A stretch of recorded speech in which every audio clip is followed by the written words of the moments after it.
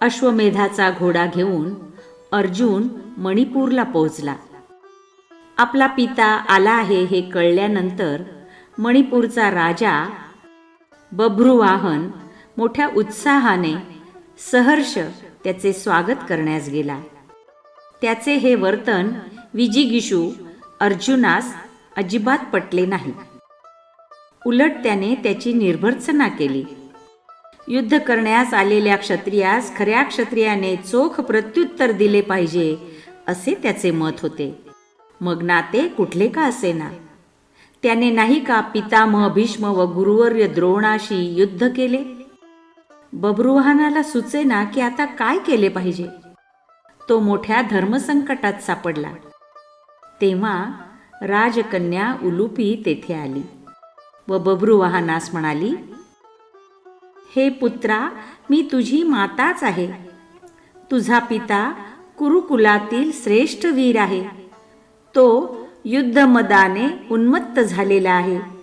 तू अवश्य युद्ध कर. तसे केल्यानेच तो तुझ्यावर प्रसन्न होईल.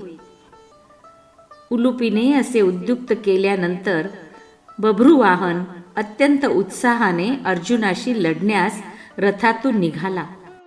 सर्वप्रथम त्याने यज्ञीय अश्व ताब्यात घेतला व तो त्वेषाने अर्जुनाशी युद्ध करण्यास सिद्ध झाला. तुल्य बल असलेल्या त्या पितापुत्रांचा भीषण संग्राम सुरू झाला. आपले तीक्ष्ण बाण सोडून बभ्रुवाहनाने अर्जुनास पीडित केले. अर्जुन त्याच्यावर बाणांचा मारा करतच होता. तेव्हा चिडून बभ्रुवाहनाने बाणांच्या सहाय्याने अर्जुनाच्या वक्षस्थळावर आघात केला. मर्मस्थळावर तो बाण लागल्यामुळे अर्जुन जमिनीवर कोसळला. आधीच जखमी झालेला बभ्रुवाहनही ते दृश्य बघून मनावरील ताण असह्य होऊन समरांगणात बेशुद्ध होऊन पडला. हे वृत्त ऐकून चित्रांगदा युद्धभूमीवर आली व हृदय विदीर्ण झाल्यामुळे फार विलाप करू लागली. त्यामुळे ती मूर्छित झाली. शुद्धीवर आल्यानंतर समोरच दिसलेल्या उलुपीला ती म्हणाली, उलुपी, आपल्या दोघींच्याही पतीचा वध झालेला आहे, तरी तू शांत कशी? तू आर्य धर्माला जाणणारी पतिव्रता आहेस.